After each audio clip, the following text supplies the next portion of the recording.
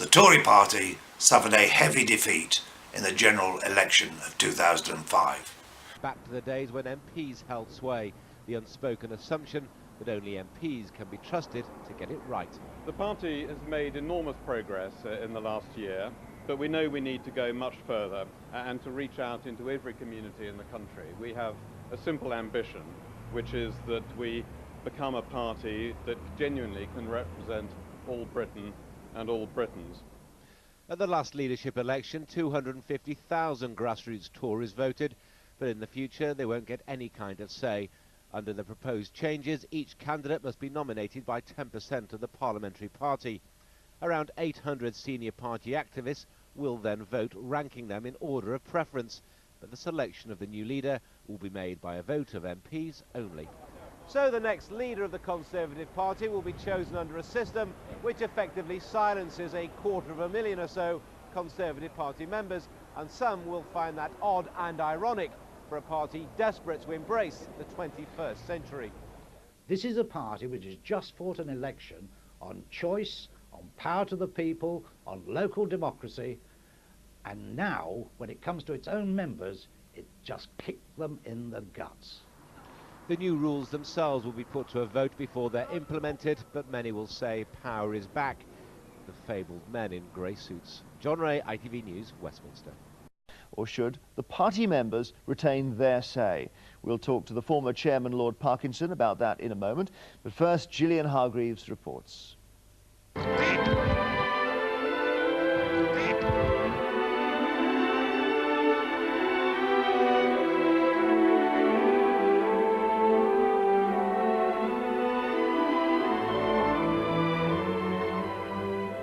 Nice here, isn't it? This is Gerrard's Cross in Buckinghamshire, one of the most expensive places in Britain to live. The Conservative Party around here is big and strong, and activists locally plan to put up a hell of a fight if Michael Howard takes away some of their powers.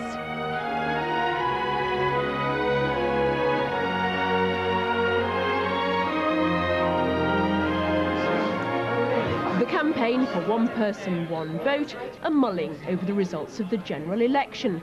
They want each member of the Conservative Party to have an equal say in who should run their affairs.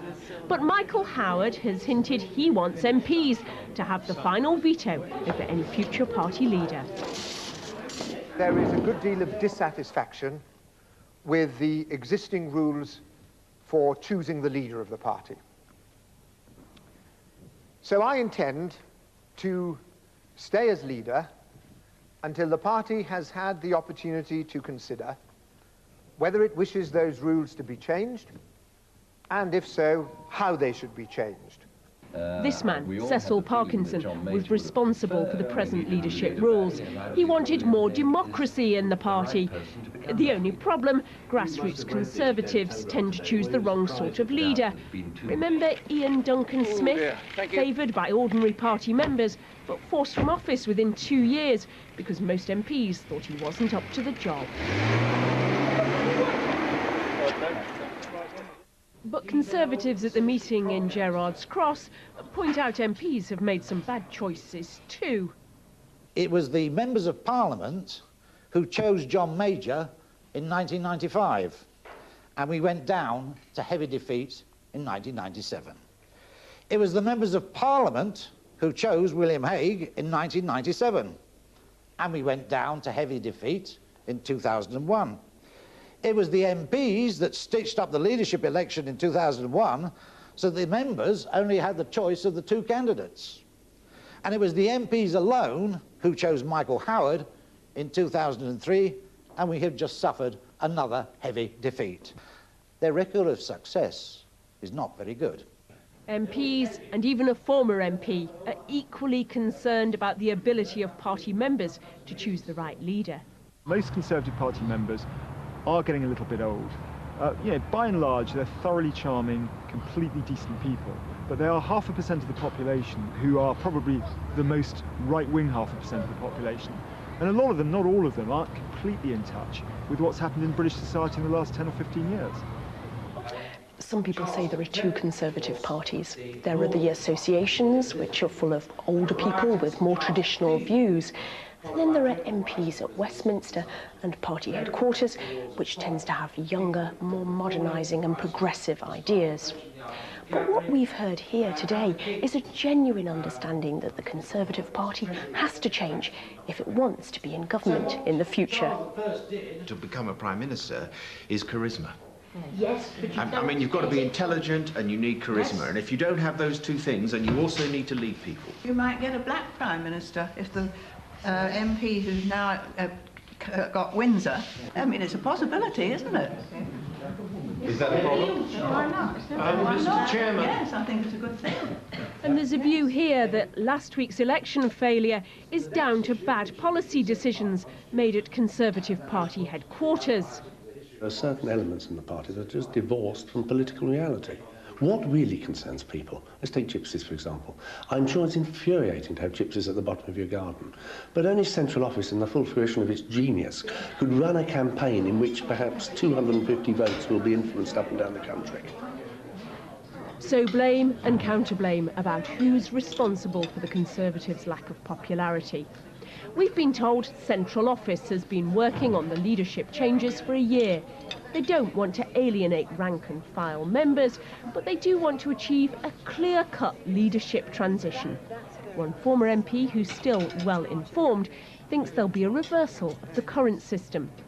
Instead of the current system, where the MPs vote for two candidates who go to the constituencies who then vote, be the other way around. The constituencies will put a slate of candidates before the MPs will have the final say. And I suspect the way it'll be framed is that slate will be quite large to make sure the constituency members don't limit it to just one or two relatively right-wing candidates. They might be elderly and small in number, but these people do realise they need to do more to appeal to the world outside. They fear that a more centralised, controlled party won't make the Conservatives fit for government. Michael Howard and his team think the opposite. It could be a torrid summer in the Shires. Gillian Hargreaves in Gerrards Cross, and I'm joined now by Lord Parkinson. Good afternoon to you. Good afternoon. So you were responsible for this system under which the party members have the say? Well, I was responsible as chairman for William Hague of trying to bring more democracy into the party. William was very keen about it, and by the way, had every reason to be.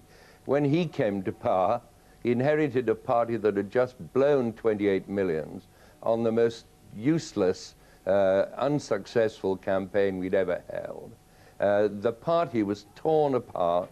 The parliamentary party wasn't speaking to the constituencies. The constituencies thought the parliamentary party was rubbish. Central Office was blamed by everybody. And William set out to try to bring the party together again, to make people feel that they weren't just lobby fodder, but it was their party and they had a right to have a say in it. And it was an absolutely vital part of the process of bringing the party back. Don't forget, we only had 160 members of Parliament. Over 500 constituencies had no say of any kind. But what about now? Who would be leader? What about now? Because William Hague in the News of the World today is saying he doesn't think it was such a good idea. No, what William's saying today is the rules may need to be changed.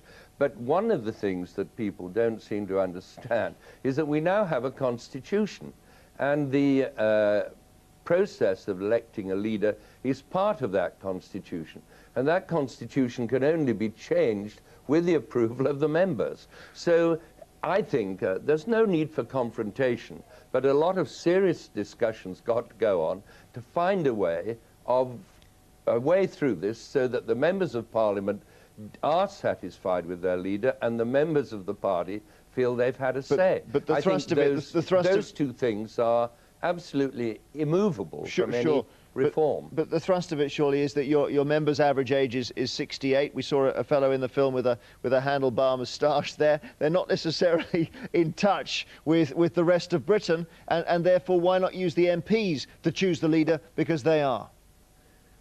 Well, you say they are, but as I say, there are now just under 200 of them. So there are 450 constituencies who have no say of any kind about the sort of person who led them. And what William was trying to find was a way of bringing the party together so that you didn't get what you had this morning, classic, I thought, the parliamentary party criticising the voluntary party criticising the parliamentary party, and both of them criticising central office. What's the solution? We've got to bring the party together. What's the solution?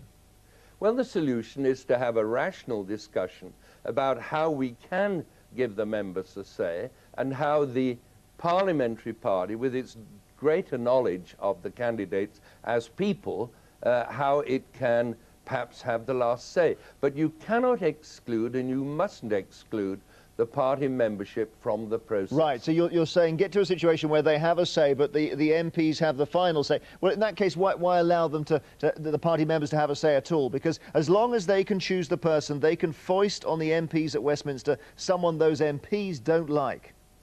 Well, I mean, this is all built on the premise that the members of Parliament and the party in the country will always disagree. What we did was to create a governing body which included central office, the parliamentary party and the voluntary party, and they have worked very, very well together. Now, nobody's pretended that those rules were absolutely unchangeable. In fact, we built into the Constitution a provision to review things after a period. But the truth of the matter is they did succeed in uniting the party. The party that I went to, the party in central office on Thursday night, was a totally different one from the earlier ones. The party is more together. And what we mustn't allow this process of reviewing the rules to do is to split the party once again into three warring factions. Tell us, Lord Parkinson, what kind of party you think the Conservatives need to become in the next Parliament. Does it need to go back to its roots and become an uncompromisingly Thatcherite party, or more of a centre ground party, leaving the public sector as big as it is now? No, I think myself that there's been a lot of talk. I've read a number of interesting articles today about freedom, giving people more freedom, allowing them to keep more of what they earn, giving them more say about various aspects of their lives. That's, in my view, the way we have to go. It's not Thatcherite. Mrs. Thatcher didn't invent Thatcherism. What Mrs. Thatcher did was restate the same policies that Edward Heath and other people had thought of. The difference was she implemented them. And I just feel at the heart of our problems that we have to solve is this reputation, to reacquire our reputation for economic competence. You can't do that in opposition, can you? Well, first of all, Gordon Brown did. The Labour Party was always regarded as hopeless. Before he went to the Treasury, he had established the fact you could have a Labour Chancellor who wasn't incompetent. In fact, I think Gordon Brown is going to have a very torrid Parliament, because he has reverted over the last 3 years to being the big spending, high taxing, typical Labour Chancellor, and his chickens are going to come home to roost. So there will be a huge opportunity for the party to restate its economic competence, re-establish itself, and it will be aided by being able to point to Gordon Brown's, in my view, failure. We've already got a moment now. Tell us who your choice is as leader. The front runner, David Davis, or someone else? Well, I'm biased, as you know. I was persuaded to go back by William to help him with the reforms. I think William Hague is outstanding, and I lost track of the number of times in this election that people were saying, if only we had William, if only William was there. I think William, by the way, would appeal to the parliamentary party and the party in the country. Lord Parkinson, and he is my man. Thank you very much indeed. Thank you. Not at all. To change the constitution of the Conservative Party, you need at least 50% of the members of the Electoral College, consisting of Conservative MPs and members of the National Convention, to vote, and each part of the Electoral College has to get 66% of the votes to approve the change. Only to get their views, and MPs would then choose the leader in a succession of ballots. Well, earlier I spoke to John Strafford, chairman of the Campaign for Conservative Democracy, and the former Conservative MP, Philip Oppenheim. It was a lively discussion. John Strafford's reaction first. This is a sad day for the Conservative Party members. It means that one little bit of democracy that they had in the Conservative Party has been taken away. It's the party looking backwards to the days of deference and dinosaurs instead of looking forwards to the 21st century and democracy. It is an absolute disaster, and many members will be very upset about it. We gained 20,000 members when we changed the rules to allow the members to vote. Those people, what do you think they will think now? They'll walk away from the party. Oh dear. Philip Oppenheim. Well, in a purist sense, I'm sympathetic. I think in an ideal world, we would give the choice to the party members, but last time they had the choice, the result was Ian Duncan Smith. You know, perfectly nice guy, but an absolute disaster as party leader. Now, I think most members of the Conservative Party, whether they're deferential or not, want to have a chance of winning the next election. I think they all realise that if they'd gone with the MP's choice last time, it would have been Ken Clarke, and he would have got a lot closer to beating Blair this time.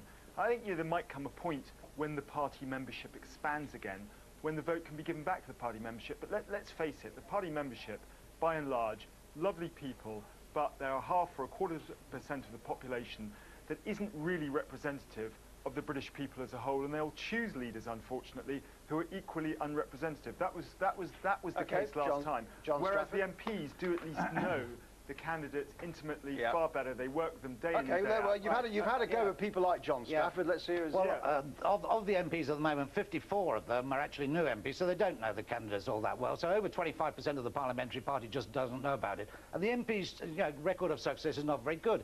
In the last 10 years, we've had 4 leadership elections, and the MPs have decided on 3 of them. And in every case, the MPs' choice has gone down to heavy defeat. To imagine that MPs are great at choosing a leader that's going to be successful ended up with us getting a unanimous Michael Howard and 22% of the electorate voting for us in the last election. You know, the truth of the matter is that MPs vote in terms of self-interest. That's why the election should be open to the whole party and not just the MPs. And when you talk about Ken Clarke should have been chosen last time, you know, it was the MPs that stitched up that election by only giving us a choice of 2 candidates that distorted the whole process. If you want democracy, you want to be in the 21st century, allow all the candidates go forward to the party membership so that they can decide. I agree that it would have been better if 3 or 4 candidates had gone to the party members. I entirely agree. And I agree in a sort of purist sense, yes. Well, be pure. Be ideal. I think being pure and ideal leads to all sorts of problems. The road to hell is paved with good intentions, as they say.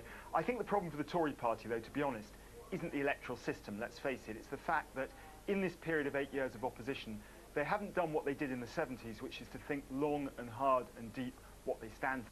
I think, in a sense, the problems of choosing the leader are the symptom, not the cure. And what they've got to do as a party now is use this 7 or 8 months, regardless of what the electorate is, and really think, what do we stand for? What do we want to tell the British people? What's the direction we want to lead the country? And they haven't done that for the last 8 years. But if the road to hell may be paved with good intentions, but the road to oblivion is to destroy democracy. Well, oblivion was Duncan Smith, and in this century, democracy is the thing that people are looking for more. Well, and it's no good us as a party talking about policy and giving power to the people, local democracy, and then within our own organisation saying, oh no, it applies to everybody else, but we know better than the rest of the public. That's not what's being said. We have a huge amount of democracy in Britain. We have 7 or 8 layers of democracy in the Conservative Party. This is the last layer. Let me finish, sorry. We have 7 or 8 layers of government. People have a chance to vote.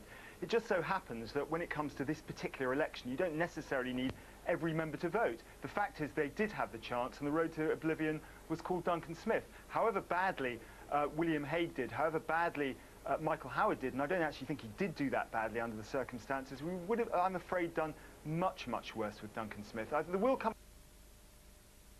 membership above the 200,000 odd members we have at the moment. You won't build any members at all if there's nothing for them to join the Conservative Party for. When we have that mass membership, we perhaps will be able to give them the vote. But at the moment, I'm afraid the sad truth is we don't have a very representative membership. Give me a single reason why anybody should now join the Conservative Party when all their democratic butterfly case, they no longer can choose their parliamentary candidate. They can't have, they have no vote in the say of the leader. There are no motions of the party conference. Just tell me, other than actually paying money, what is there in it for an ordinary member? None of the parties, as you full well know, are totally democratic, and I think if you had absolute... Why shouldn't we aim for it? I think if you had absolute democracy of the sort that you want, with the party membership voting on virtually every policy, the result really would be a disaster. I think it's right. I think it's right and reasonable to consult the party membership, but ultimately the MPs, even if they've only been there a few days or a few weeks or a few months, are going to know more about the candidates and more about the working of the system than the average party member, and that's the sad truth. You know as well as I do that the first thing an MP says to a candidate is, what's in it for me? What position will I get if I support your election? That's what distorts the whole process. In a sense, it's the fault of the party membership to choose such careerist candidates. So in a sense, you're arguing against yourself. Isn't the both of you have finished the road to oblivion, Philip, is exactly this sort of squabbling. We are at the moment where the government is right up against it on the future of the European project, and listen to you two. Yeah, I think forward. I think if after an election you can't have a debate, you never can. I think it's reasonable to have a debate. I think where you're right is, once the debate is over, at the end of the year, they've chosen a leader, they've got to rally behind him. All I'd say is, in a sense, this argument over the constitution of the party, the choosing of a leadership, is a side issue. To me, the real issue is what we haven't yet got is any candidates who are thinking clearly about what the Tory party stands for and what direction we should be going in. And that's the tragedy of the wasted 8 years in opposition. John, briefly. Let's have a leader who will give freedom and democracy to the Conservative Party and then go out to the country and win the general election. Well, that was a little bit earlier. John Strafford and Philip Oppenheim there. Quite exhausting. At a meeting of the National Conservative Convention in September 2005, the required 66% approval was not achieved. Consequently, the subsequent leadership election was fought on the old basis. David Cameron beat David Davis to become the leader of the Conservative Party.